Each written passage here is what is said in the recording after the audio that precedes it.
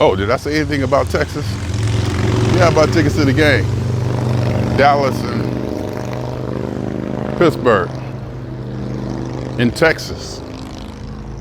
I'm gonna be in Texas 5 days after the election. Might not mean nothing. Might be business as usual. But that ain't no fun. It's more fun to drama it out.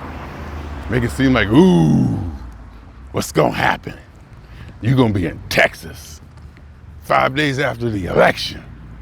Ooh.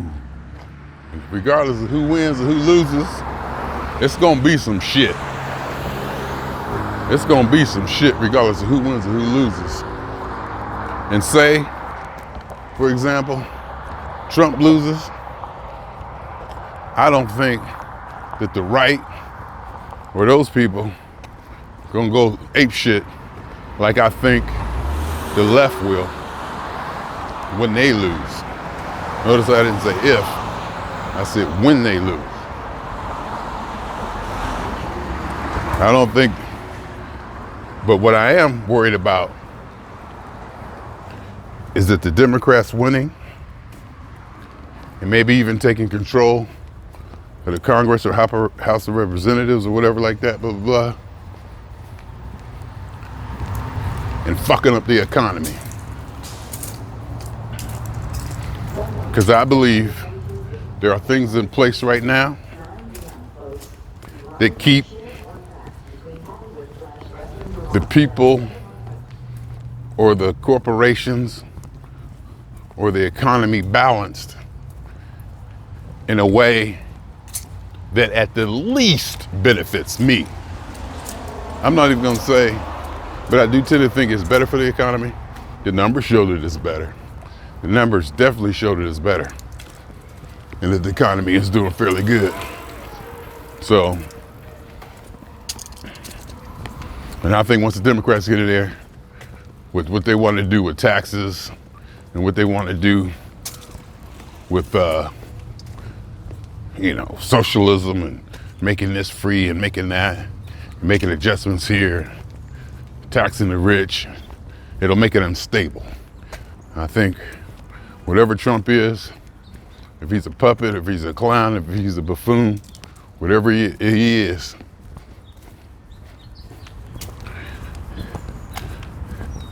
to put it crudely, I believe the power brokers who deeply, deeply, deeply run the economy of this country and invest in it, and he aligns with their philosophical beliefs as far as business goes, and they're comfortable investing and keeping their money in the economy. As where the Democrats come, they may pull back and say, all right, here we go. And I'm like James Carville, it's the economy, stupid. So, how much I got? 16 minutes.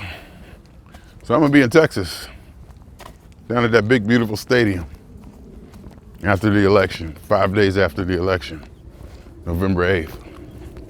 That's gonna be fun. Go make something out of it. Drama. That's the place where they shot Kennedy. Try to make some kind of conspiracy thing like that too. Just hype it up. What's life without hyping it up? Especially politically. There's a lot of stuff on the left that they just take for granted is good for everybody. And they just take for granted that it's what everybody wants, that it's healthy for everybody. And they need this. I always thought that the right would be the one to push Jesus and this and that and restriction on us. But it's the left with this new age, woke, super liberal, environmental thing. And regardless if they're right or wrong, you can't push it down people's throats. People have the right to disagree. And you let the consequences fly where they may. And there's cancel culture where you cancel out opposing voices. That's not good either. And I'm not saying the left does it more than the right. I'm not saying the right doesn't do it. I'm just saying right now, climate that's prevailing in my sphere of everything, the left and these social justice warriors is completely out of control. Well, not completely out of control, but they're going too far. And this whole Black Lives Matter all over every NBA game, NFL, everywhere you look, seminars about reach out and inclusion. It's too much. It's statements over impact. It may have an impact, and it may be good to give some, have the dialogue, have people talk about it. But if you ask me, the people you're trying to reach ain't listening to it. You're preaching to yourself. And then this whole white guilt thing about teaching white people how to feel guilty about racism and what they got. Fuck that. I'm telling you now, if I was white, y'all have to kiss my white ass. Flat out. I ain't taking none of that. I got what I got.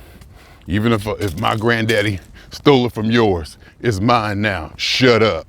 Get yours. And I would not feel guilty for that. I mean, sure, they came here, they killed the Indians, they enslaved people, they killed the economy. I mean, they killed the environment. And there are some white people and black people, I guess, but I'm just talking about the white people and white girls who are so empathetic and sympathetic to the environment and to animals and everything, that they are deeply emotionally affected by such acts they believe happen, or tyranny, or environmental climate change and all that, and they just get frantic over it. And I believe they were taught that. They were taught that be that way. You just aren't born like that. You just aren't born that sensitive, that aware. They're being taught. And some people on the right say that their schools are some of our greatest learning institutions teach that, and they breed these kind of people. That's why you got maybe somebody like AOC. And let me just say this too, going on 33 minutes. Listen to AOC talk, I can't stand the way she talk. This is about every time I heard her talk, different clips, she's talking in that way that just super irritates me. Oh my God. It is just irritating to me. Let alone what she's saying. I probably don't agree with that either. And the reason I say probably is because I'm pretty sure that I don't, but I really haven't looked into it enough to make a definitive statement to which I can stand behind if somebody would say, well, what part don't you agree with? The one thing I don't agree with is a sympathetic and empathetic tone that she seems to bring to everything. And that whiny kind of up and downy, over enunciated teenage Valley Girl evolved voice. Ugh. Anyhow, I really didn't want to go there until I had more information. I really didn't want to go there. But as far as me talking about how that cadence and that sibilance, I looked that up, found out the word is sibilance, vocal fry, up talk.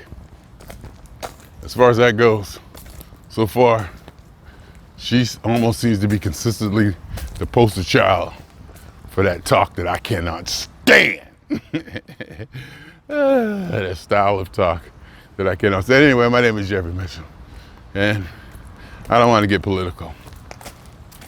I'm too politically apathetic. I just don't care. I really, really don't care. When I come home at night, she's always there. So what she does during the day, I really don't care. I wrote that, that's mine.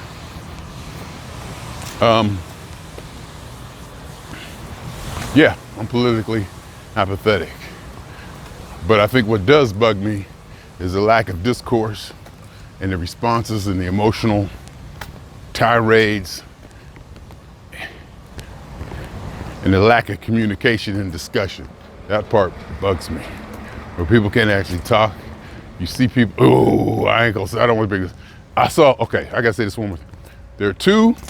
I saw two instances of people who made a reference about coming onto their Facebook page and maybe saying something that's an opposing viewpoint or voicing an opinion that opposes what they may or may not have just posted. And it was said in a manner, one of them said, I don't come on yours and do it. Number one, it's not your page. And I don't mean that in the sense that it's Facebook page. It's not a page, it's a wall. It's built that way to have these discussions, to interact. That's the whole reason for it. Now, if you want to police who comes on there and what they say, that's different. If you want to delete people because they post something that you don't agree with or opposes yours, or you don't want to wake up and have it triggers an argument in you or triggers something in you, if somebody comes on your wall, your page or your wall, and criticizes a point or asks you a question to explain further, and that triggers something in you and it bugs you, that's different. But to me, and the two people who did it seem to be, I don't want to say progressive, or they seem not to be, they seem to be modern, almost people I look to be fairly progressive socially, social media wise, but that, you can't, to me, I've never done it. I never blocked anybody for their opinion. I block people for their aggressiveness. You can come on my wall, say what you want. We can bang it out. I'll either ignore you or I'll just come back strong enough, hopefully, to make you realize how wrong you are. I'm joking, that's a joke. But to say, two people come and say, actually, don't come on here, don't come on my page, doing this. I'm like, what? You posted something. I posted a question, not even making a statement or anything, a question. I posted a question, or I stated my opinion. One of them was like, don't be coming up here spreading information, it's bad information. I was like, spread information? I just stated my opinion. I said, is that illegal? Am I allowed to do that? I'm like, and that's the part that bugs me. That's the part that I'm more worried about than any Biden or Trump or Democrat or Republican. That breakdown right there. Anyhow, looks like I'm coming up on 40 minutes. This is a long one. So we're gonna go from there. Looks like I'm coming up on 40 minutes. So I'm gonna break it down. As soon as this car go by, I'm gonna walk across the street. And then, what was I saying? Oh, yeah. All right, I lost my train of thought. I'm gonna have to edit this. I think I'm gonna edit this down. I'm gonna break this out. I ain't gonna put this whole 40-minute one up there. I'm gonna edit this down after I get home. Anyhow, my name is Jeffrey. Swinging on y'all twice.